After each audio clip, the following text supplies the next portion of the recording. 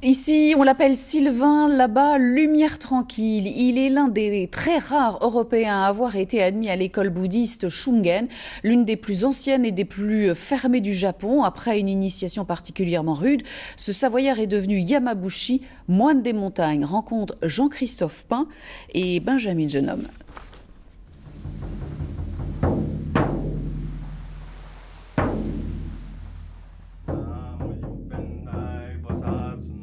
La beauté.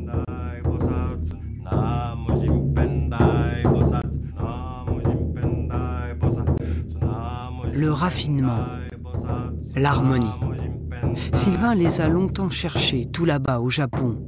Pendant des années, il a frappé à la porte des monastères Shugen, la voie la plus rustique du bouddhisme nippon. Dans le Shugendo, la montagne est un Bouddha. Elle focalise l'énergie cosmique. C'est le terrain le plus propice pour cheminer à l'intérieur de soi, à travers l'ascèse et les épreuves initiatiques, le feu brûlant comme l'eau glacée. La nature, c'est vraiment un miroir dans lequel on peut se voir vraiment tel qu'on est. Et la montagne, c'est ça. Pour moi, c'est ça. Cette montagne, je me vois tel que je suis vraiment, tel que est vraiment mon âme.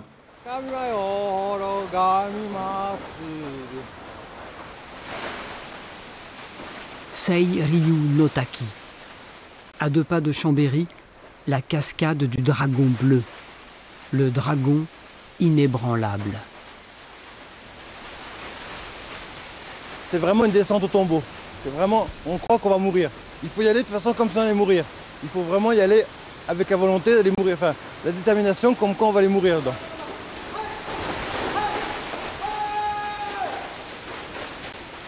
En pénétrant dans la cascade, le moine s'introduit dans la colonne vertébrale du dragon Bouddha. Il s'y nourrit de sa moelle épinière. Ainsi devient-il Bouddha lui-même. Pendant quelques instants, le moine franchit une porte vers l'autre monde. L'objectif, c'est d'avoir le jus du fruit. Pour avoir le jus du fruit, on est obligé de presser la pulpe.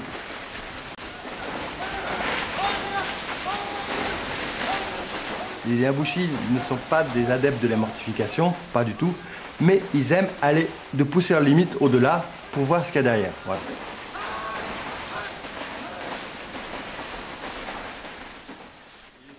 Il y a 10 ans, Sylvain a été victime d'une hémorragie cérébrale. 1 mois dans le coma. Une paralysie que sa pratique spirituelle lui a permis de transcender. Ça m'a permis d'optimiser au maximum les potentialités. Voilà, si je n'avais pas été un moine, si je n'avais pas fait du Shugen, et ce Shugen-là, bon, j'aurais été un légume, quoi. Bon, je serais myclégique, et puis voilà, quoi. Ma vie maintenant, mais géniale, quoi. Bon, moi, je suis dans mon Japon, tranquille, quoi.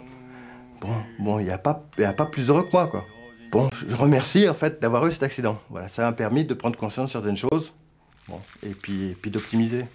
Alors, si je peux optimiser pour les autres, après, c'est encore mieux. Sylvain est en lien avec un chercheur en neurosciences de l'université de Chambéry. Et il transmet son enseignement à quelques skieurs de très haut niveau, des freeriders, à la recherche d'une force mentale supérieure.